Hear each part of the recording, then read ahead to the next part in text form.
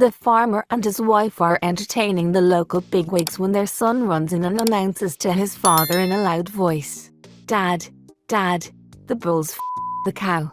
After a moment of shocked silence, the farmer turns to his son and calmly says, "Next time, son, be a little less explicit.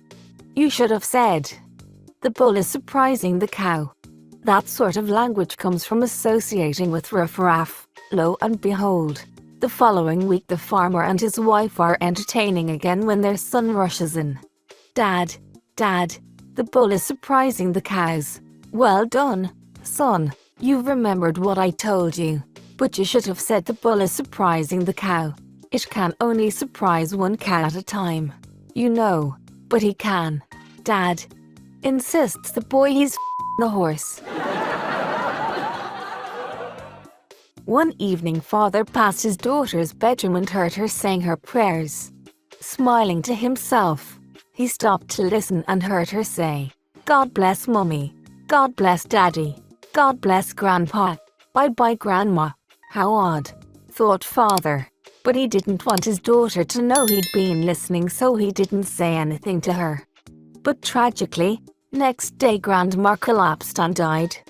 A few months went by and one evening father heard his daughter praying again. "God bless Mummy, God bless Daddy, bye-bye Grandpa." No, it couldn't mean anything, thought father apprehensively, but next morning they received a telegram to say that Grandpa had passed away in his sleep. The household got back to normal and almost a year passed before father heard his daughter again. "God bless Mummy, bye-bye Daddy." Absolutely panic-stricken, father stayed up all night, too frightened to sleep in case he didn't wake up. The next morning he walked to work instead of taking the car, in case there was an accident, and spent the day at his desk doing very little but worrying. When he got home that evening he collapsed into a chair, his nerves in pieces, and told his wife all about the nightmare day that he'd had. She replied, "You're not the only one to have had a bad day.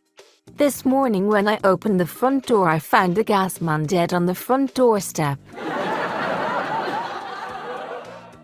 Daddy was taking his young son for a walk in the park when they passed two dogs humping.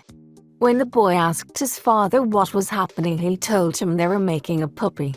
A few days later the little boy caught his mum and dad in the throes of when he asked them what they were doing. Dad replied they were making a baby. The little boy said, "Well, can you turn Mummy over? I'd much rather have a puppy." Two kids were arguing in the playground. "My dad's a better darts player than your dad," said the first boy.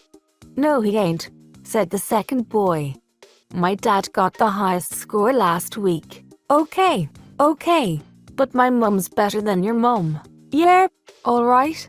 My dad says the same thing. Father walks into his son's bedroom to find him lying face down on a life-size picture of Britney Spears. "Son, what's going on?" gasps his father. "It's alright, Dad. I've got Plain Jane from next door underneath." At the end of the human biology class, the lecturer conducted a quick question and answer session to check that everyone had been listening to his lesson. "You over there, the girl in red," he said, pointing. "Which part of the body becomes 10 times its normal size under emotional stress, flushed with embarrassment?" The girl refused to answer, so another student volunteered. "The pupil of the eye, sir." "Correct," replied the lecturer, and he turned to the girl, saying, "Young lady, your refusal to answer my question indicates 3 things. 1. You haven't been listening to my lecture. 2. You are obsessed with and 3. You are going to be very disappointed." Class 3 have a boy who is always in trouble. He is constantly upsetting the other children and damaging the school property. Eventually, a letter is sent home to his parents saying the school has put up with his bad behavior long enough. This morning, they found him masturbating in class, so they have expelled him. The letter continues, I suggest you talk to your son about his dirty little habit as soon as possible. Tell him he'll go blind if he carries on. Yours sincerely, Headmaster. When the boy's dad hears about the expulsion, Mum suggests he goes upstairs and has a heart-to-heart with his son and also explain what might happen if he continues masturbating. So Dad goes upstairs, into his son's bedroom and starts to talk to him. "Wait a minute, Dad," says the boy. "I'm over here."